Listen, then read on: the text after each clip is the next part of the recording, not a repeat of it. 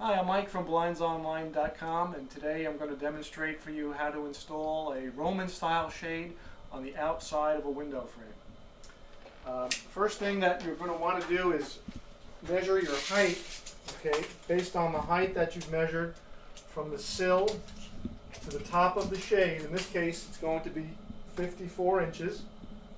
We're going to make a little pencil mark right at 54 inches. So we know that that's the very top part of our shade. And we always like to mount our outside mount shades just above the trim if there is any molding, so that we don't destroy the trim and so that the shade sits square so it doesn't hang on an angle. So in order to do that, we're going to need some form of spacer in order for the bracket to come away from the wall so that it's even with the molding, so that the shade isn't recessed behind the molding. So in this case, we're going to try a 1/2 inch spacer, and we're going to mount that very top of the spacer to that little pencil mark that we just made. Oops.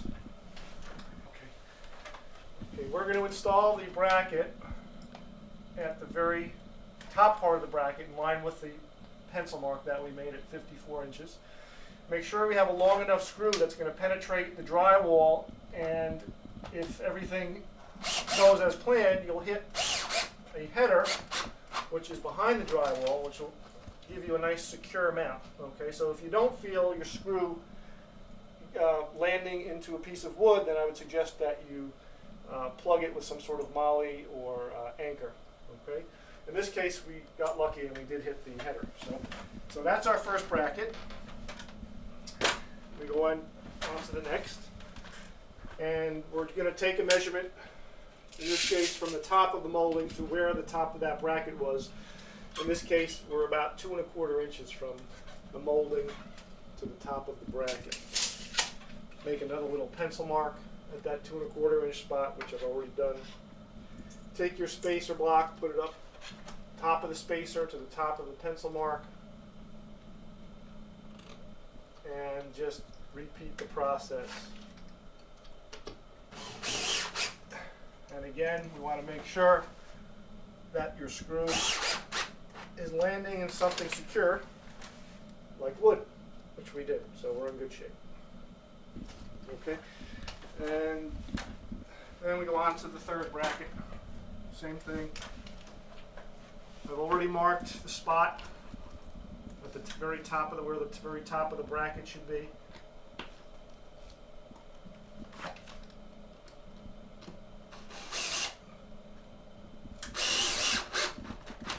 Okay, and if you want to double check that you've done everything correctly, once your brackets are up, just take a level and run it from bracket to bracket.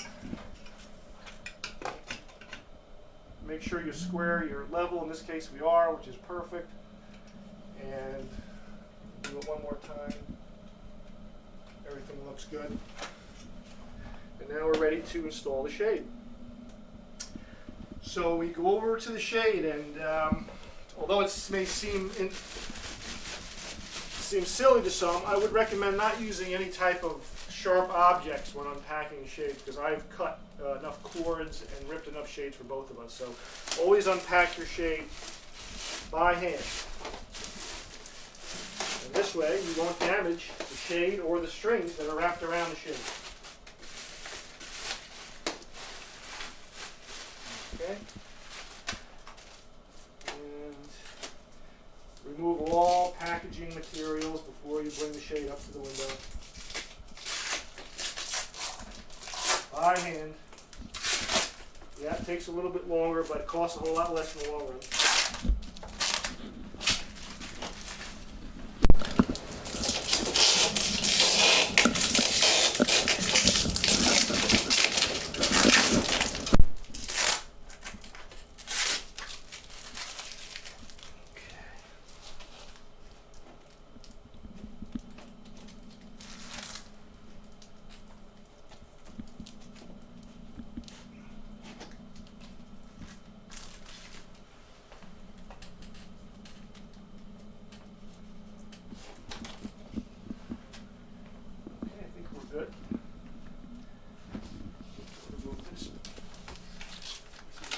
Covering just to protecting the fabric.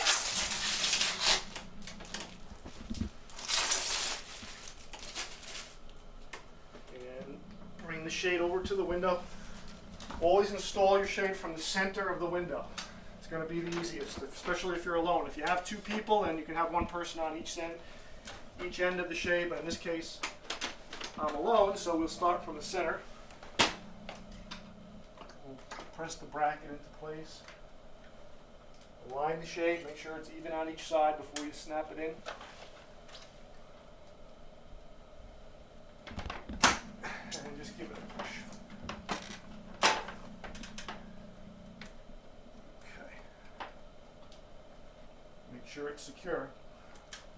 Better it comes down now while you're holding it than when you pull the string you find out that you didn't secure it. So it looks as if we're in good shape. Now we'll give it a test.